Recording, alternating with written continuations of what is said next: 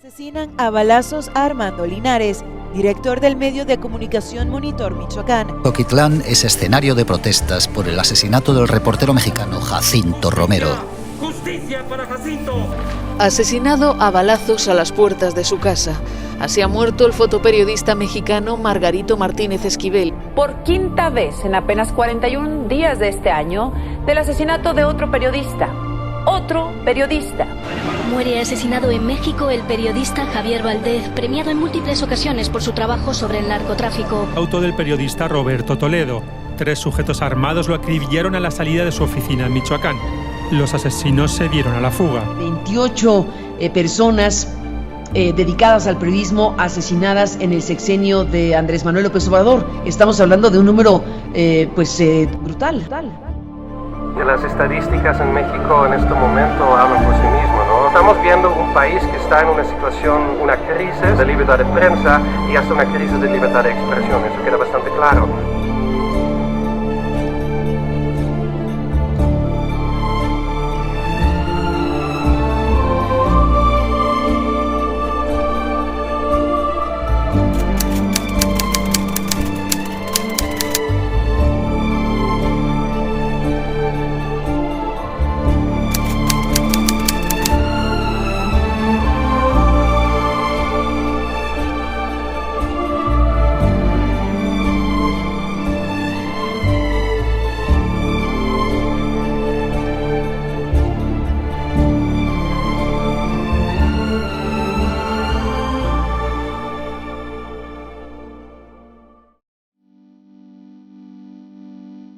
México fue nombrado el país más peligroso para ejercer el periodismo en 2020.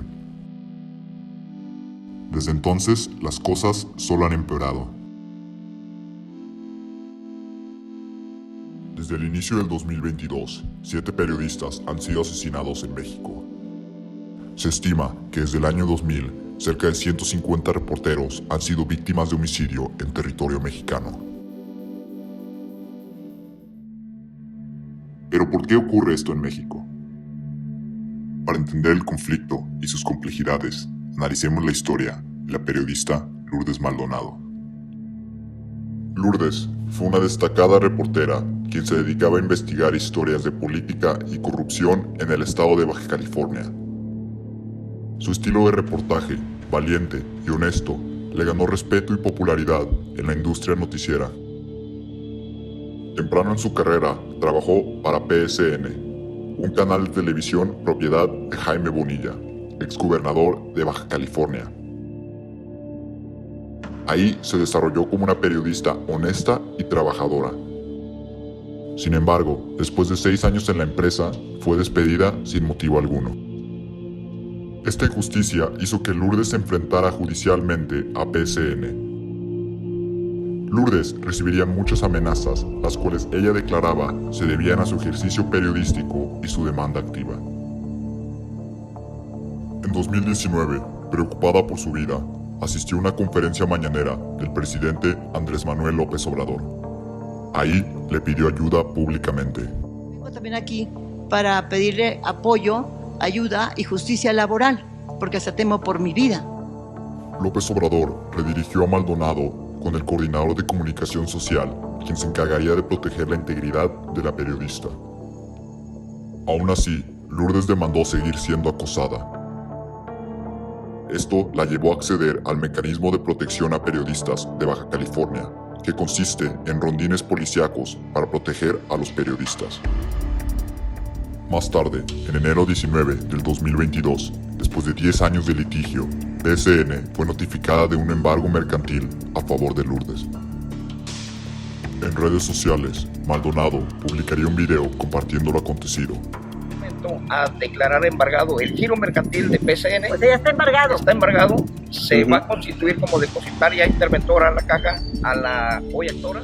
Tristemente, su victoria no le duraría mucho, ya que 4 días más tarde, el domingo 23 de enero de 2022, Lourdes sería silenciada a fuerza de bala. La mataron anoche afuera de su casa de un disparo en la cabeza. Es la segunda periodista asesinada en una semana en Tijuana. Pues nuestro pésame a los familiares primero, ¿no? Y sí, duele mucho.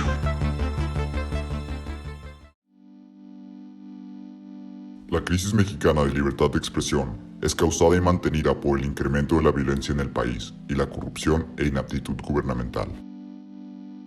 La violencia que atormenta a México se refleja claramente en sus estadísticas. Según el diario de Al Jazeera, cerca de 35,000 personas fueron víctimas de homicidio en México en tan solo 2019. Se estima que desde el 2006, más de 150,000 personas han sido asesinadas en territorio mexicano. Similarmente, la Universidad Autónoma de México publicó un estudio en donde declaran que aproximadamente 5 mexicanos son secuestrados todos los días. Entonces, conociendo estas estadísticas, ¿qué ha hecho el gobierno para proteger a los periodistas? La solución del gobierno fue crear el Mecanismo de Protección para Personas Defensoras de Derechos Humanos y Periodistas en el año 2012. La misión de este mecanismo fue crear mejor diálogo entre los 3 poderes mexicanos, el Ejecutivo, Legislativo y Judicial, para garantizar la seguridad de periodistas y defensores de derechos humanos. El mecanismo se encarga de fortalecer las políticas públicas y coordinar autoridades municipales y estatales. Como tal, este no suple las responsabilidades de protección de la policía municipal o estatal. Es decir, el mecanismo es una medida extraordinaria y la policía es la medida de primer contacto.